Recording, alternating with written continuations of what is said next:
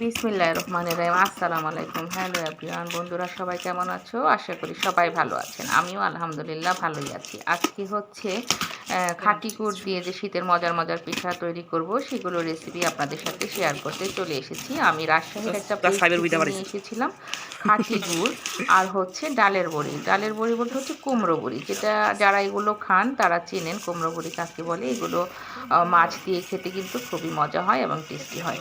সাথে নিয়েছিলাম হচ্ছে আমি পাটালি গুড় আর হচ্ছে দানা গুড়, আর এগুলো দিয়ে আজকে আমি মজার মজার যে পিঠাগুলো খাবো, শুধু আজকে নয়, শীত জুড়ে যে পিঠাগুলো খাবো তাই আপনাদের সাথে শেয়ার করতে চলে এসেছি।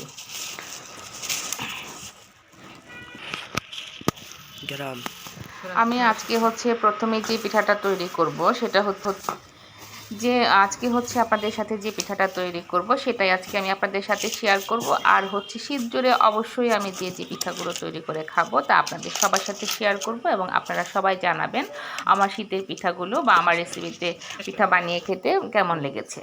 আমি আজকে বানাবো হচ্ছে দুধ চিতই। এখানে আমি চালের গুঁড়ো নিয়েছি, নিয়ে এখানে আমি কুসুম কুসুম গরম পানি দিয়ে চালের গুঁড়োটাকে খুব ভালো মতো মথে 1 থেকে 2 ঘন্টা এটাকে ভিজিয়ে রাখবো। এতে করে কি হবে, পিঠা তৈরিতে আর কোনো সমস্যা হবে না। দেখা যায় অনেকে বলে চিতই পিঠা গ্যাসে বানানো যায় না, ফোলে না, বাট আমি এভাবে করে বানালে কিন্তু পিঠা একদম ফুলে যাবে।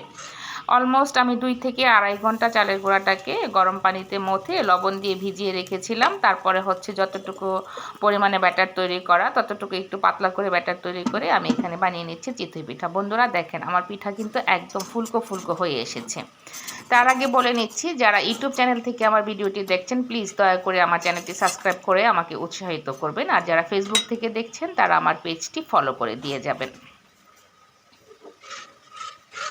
আমি যেহেতু আমার পরিবারের লোক সংখ্যা খুবই কম, আমি আর হচ্ছে আমার ছেলে, তাই আমি আজকে অল্প করেই পিঠা বানাবো।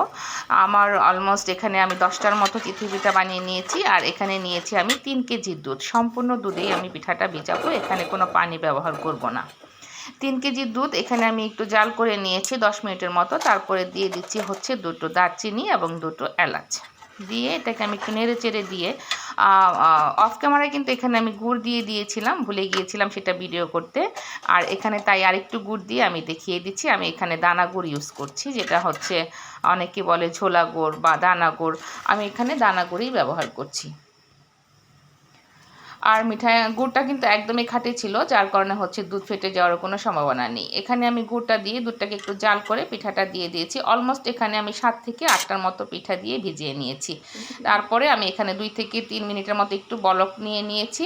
আর এবার উপরে দিয়ে দিচ্ছি হচ্ছে কিশমিশ, তার সাথে নারকেল। ব্যাস এভাবেই হয়ে গেল আমার দুধ চিতই পিঠা। এটাকে আমি সারা রাত ভিজিয়ে রেখে সকালে খাবো। ধন্যবাদ সবাইকে কষ্ট করে ভিডিওটি দেখার জন্য।